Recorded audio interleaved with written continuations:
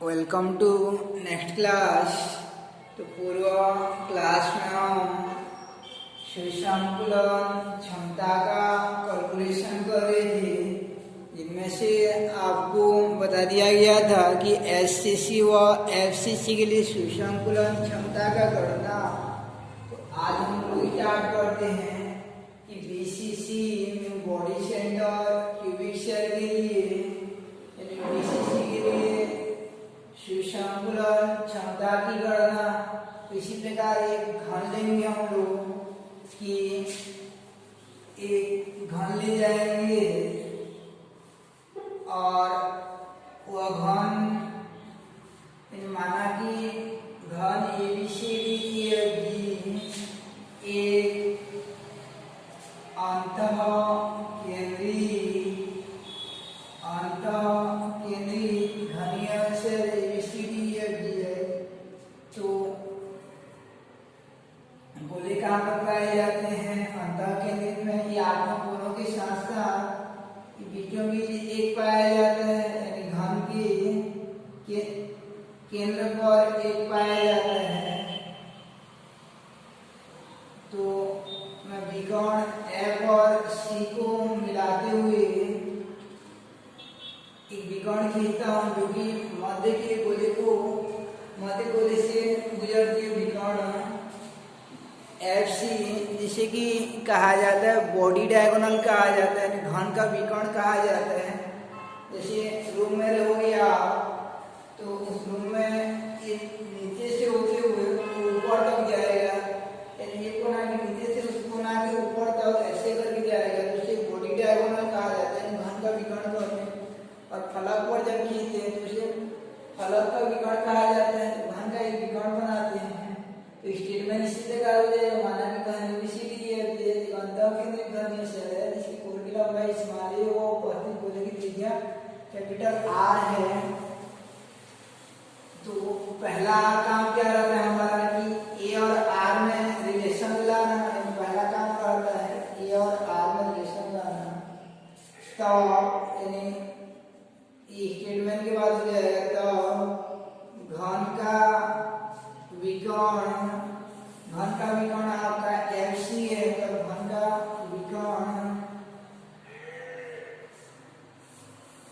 FC, घन का विकर्ण FC का स्क्वायर बराबर हो जाएगा आपका, ये घन का विकर्ण है। तो ये FC का स्क्वायर का क्या नाम है, आप घन पढ़े हो। तो घन का विकर्ण का सूत्र होता है आपका कि लंबाई का वर्ग गुणा चौड़ाई का वर्ग, धन चौड़ाई का वर्ग धन ऊंचाई का वर्ग, यानी ये H का वर्ग धन HD का वर्ग हो जाएगा धन DC का वर्ग हो जाएगा।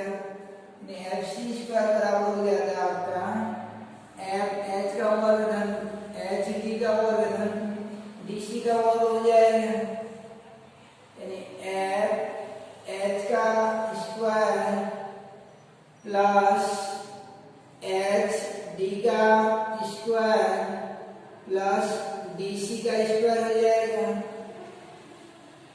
FC का स्क्वायर बराबर हो जाता है आपको कि ये FH पूरे ये भी पूरे HD और DC भी सब A square plus A square plus A square हो जाएगा। अब FC का वैल्यू को हमको निकालना है। तो ये जो विकर्ण बना है FC, या विकर्ण गोला केंद्र के गोले से गुजरता है, और इधर एक गोला मौजूद है, इधर एक गोला मौजूद है। वास्तव में एक दूसरे को स्पर्श करते रहते हैं, तो ये विकर्ण की कुल लंबाई कितना हो जाएगा आपका, एक केंद्र से इसके केंद्र तक का दूरी है, यहाँ से यहाँ तक का दूरी है, तो कितना लंबाई हो जाएगा, ये F से C तक का लंबाई। इसका R भाग लेगा, केंद्रीय गोलाकार 2R भाग लेगा, और लास्ट वाला गोले का R भाग लेगा, ओवरऑल कितना हो जाएगा 4R हो जाता है। विकर्ण की लंबाई भी याद रखिएगा, 4R हो जाता है। यहाँ से आपको मिल जाएगा एफ सी की जगह क्या करूंगा मैं 4r² बराबर हो जाएगा आपका a² प्लस a² ओवरऑल कितना हो जाएगा 3a²। कारण क्या हो जाएगा, तो कारण हो जाता है आपका यह कारण हो जाएगा क्योंकि घन के केंद्र व कोनों पर स्थित गोले आपस में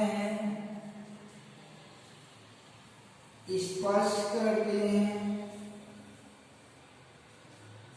आपस में स्पर्श करते हैं। यानी रीजन क्या हो जाता है एफ सी पर आपको पूरा जो है क्योंकि घन के केंद्र व कोनों पर स्थित गोले आपस में स्पर्श करते हैं। तो यहाँ से मिल जाएगा आपको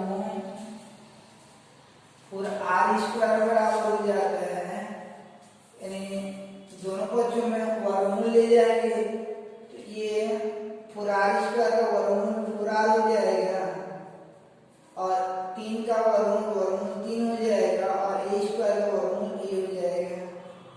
अब यहाँ a का वैल्यू कितना निकलेगा, वर्गमूल 3 को इधर लाएंगे तो 4r को देंगे वर्गमूल 3, a बराबर कितना हो जाता है आपका, a बराबर हो जाता है 4/√3 इंटू r हो जाता है। इसको समीकरण 1 कर देते हैं। यानी पहला काम रहता है स्टेटमेंट लिखना, दूसरा काम रहता है आपका कि a और r में रिलेशन लाना। तो एससीसी के लिए हम एक भुजा का उपयोग किए थे और एफसीसी के लिए फेस सेंटर के लिए फलक पर बना एक समकोण त्रिभुज पर विचार किए थे और आपका ये बीसीसी के लिए ये बॉडी डायगोनल पर विचार करते हैं, घन पर बने विकर्ण पर विचार करते हैं, अक्षुत लगाते हैं क्योंकि सुसंकुलन क्षमता बराबर एकक सेल में अवयवी गुणों का आयतन बटे एकक सेल का कुल आयतन हो जाता है। अब इसको फिर दो भाग में तोड़ा जाता है, जैसे पिछला वाला रहता है कि एकक सेल में परमाणु की संख्या गुणा प्रति परमाणु का आयतन। अब बीसीसी एकक सेल में कुल परमाणु की संख्या कितना होता है 2 हो जाता है और जैसे 4 था आपका तो ये 2 हो जाएगा। अब a के वैल्यू को रखते हैं हम लोग समीकरण 1 से, a का वैल्यू यहाँ पे कितना आया, a बराबर आ जाता है आपका, a बराबर आ जाता है कि a बराबर कितना है आपका वैल्यू जो है 2 गुणा 4 बटे 3 गुणा 22/7 गुणा r³ डिवाइडेड बाय हो जाता है 4/√3 r³ इंटू 100। तो इस प्रकार से निकल जाएगा, ये 8 घात हो जाएगा और 8 घात कट जाएगा आपका। तो इसको हल करेंगे तो लास्ट में आ जाता है आपका 68% या और ये स्टेप लिख देते हैं कि r को कैंसिल करवा देते हैं 4/3 हो जाएगा इंटू 27/7 और ये r बढ़ जाएगा, कितने में बचेगा आपका 4 का घात 3 का वैल्यू हो जाता है 4 तो 1664 और √3 का पावर 3 का वैल्यू हो जाएगा 3√3 हो जाएगा। 3 बार गुणा होगा तो गुणा कितना हो जाएगा 100। तो इस प्रकार से ये इसको कैलकुलेट करेंगे तो 68% आता है। तो इस प्रकार से बीसीसी के लिए सुसंकुलन क्षमता का मान जो है 68% आ जाता है। कल लेके थे हम लोग कि यानी इसके पहले एससीसी का लेके जो आया था 52.36% आया था और इसके लिए आया है आपका कि बीसीसी एफसीसी के लिए आया था 74% और इसके लिए आता है 68%। तो इस प्रकार प्रकार से ये सुसंकुलन क्षमता का गणना रह जाता है। तो ये तीनों आपसे बन जाना चाहिए। अब नेक्स्ट में हम स्टार्ट करेंगे कि इस बेस पर न्यूमेरिकल क्वेश्चन को कैसे बनाया जाएगा। न्यूमेरिकल क्वेश्चन कैसे बनाएंगे, तो ये तीनों को आप अच्छे से बनाइएगा। इसमें घन का विकर्ण का उपयोग करते हैं। तो अब देखते हैं हम लोग कि जो पढ़े हैं कि सुसंकुलन क्षमता के बेस पर न्यूमेरिकल क्वेश्चन, तो उसके पहले आप ये याद रखना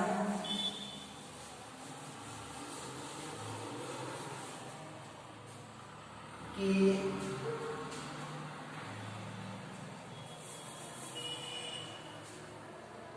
ए और आर में क्या रिलेशन होता है। तो एफसीसी के लिए था आपका, एफसीसी के लिए ए इक्वल टू 2r था, और एफसीसी के लिए था ए इक्वल टू 2√2r था, और तीसरा कि बीसीसी के लिए था, बीसीसी के लिए ए बराबर था आपका 4/√3r।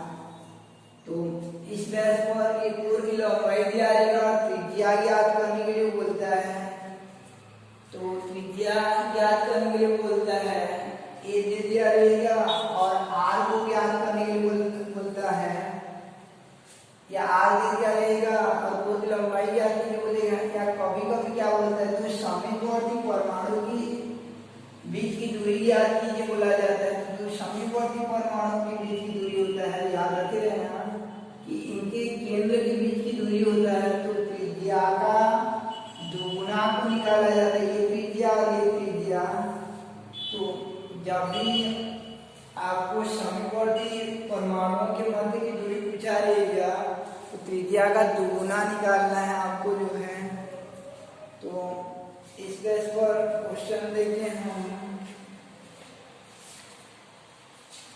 ये नोट्स को याद रखे रहना आप कि इकाई सेल में समीपवर्ती आयनों के मध्य की दूरी त्रिज्या की दुगुनी होता है, त्रिज्या का जस्ट डबल होता है।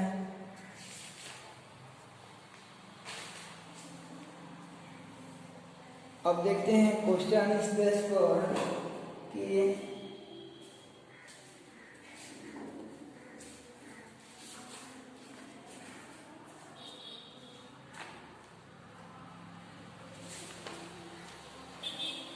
जैसे ये क्वेश्चन है आपका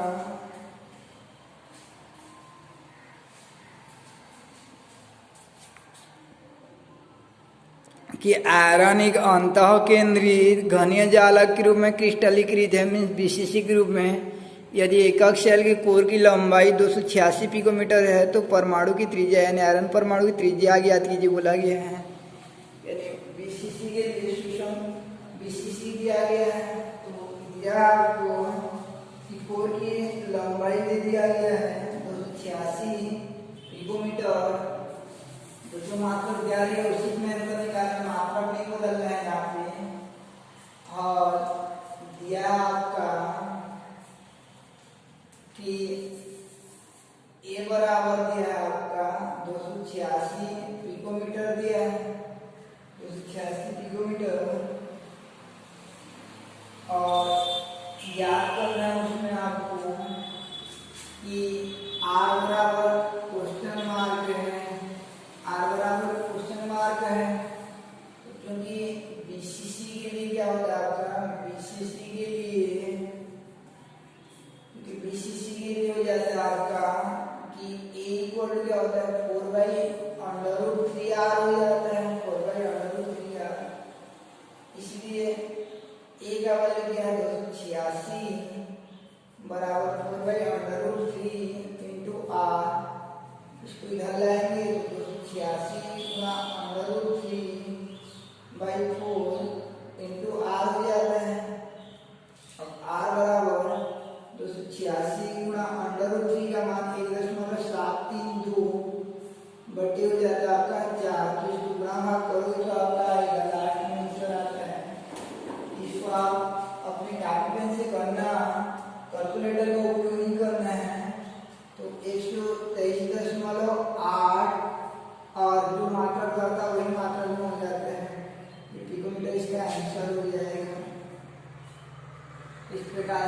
ये था आपका न्यूमेरिकल क्वेश्चन में कि ये दे दिया रहेगा तो आर याद करना है, क्वेश्चन कभी कभी आर दे दिया रहेगा तो एक याद करना है उसमें जो है। अब नेक्स्ट क्वेश्चन देखते हैं हम लोग कि जैसे ये दिया है आपका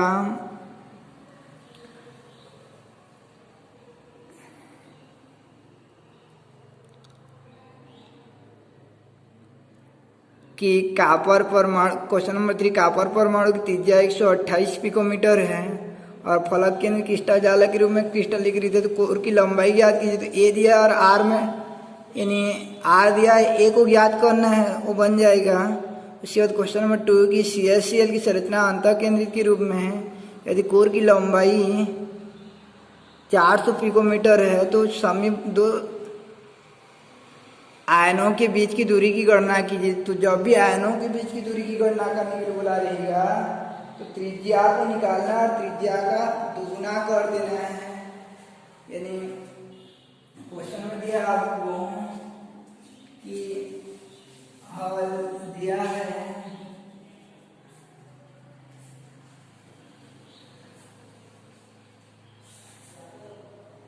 क्या दिया है कि ए बराबर 400 पिकोमीटर, ए बराबर 400 पिकोमीटर। तो चूंकि BCC के लिए होता है आपका, BCC के लिए हो जाता है ए बराबर 4 होते और 3 आर हो जाता है। यहाँ से ए बराबर 400 बटे 4 होते √3 इंटू आर, पक्षांतर करेंगे तो 400 गुणा वर्गमूल 3 बटे 4 बराबर हो जाएगा आपका आर।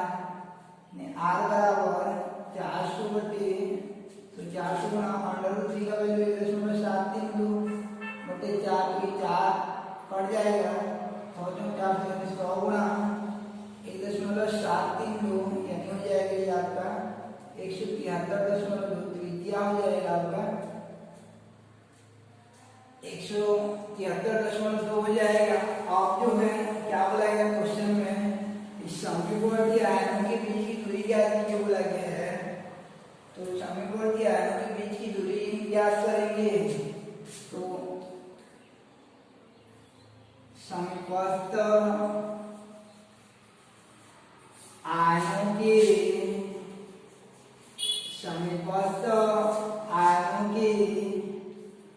बीच की दूरी बराबर हो जाता है आपका 2r होता है, त्रिज्या का डबल हो जाता है। जब भी आयनों के बीच की दूरी बोला रहेगा या परमाणुओं के बीच की दूरी, तो 2 गुणा त्रिज्या का वैल्यू कितना है 173.2, 2 का गुणा करने के 2 दूनी 4, 3 6 7 14 15, 2 कम 2 1 3 356.4 पिकोमीटर हो जाता है, आंसर हो जाएगा। अतः समीपस्थ आयनों के मध्य की दूरी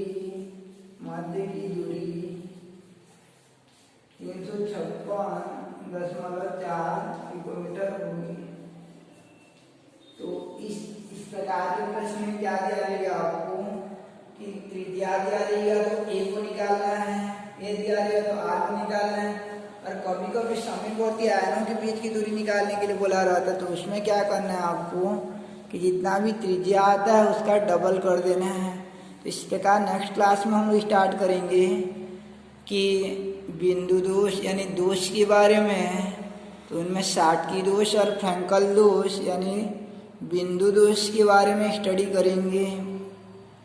ठीक है, फिर नेक्स्ट पीरियड में देखते हैं उसे।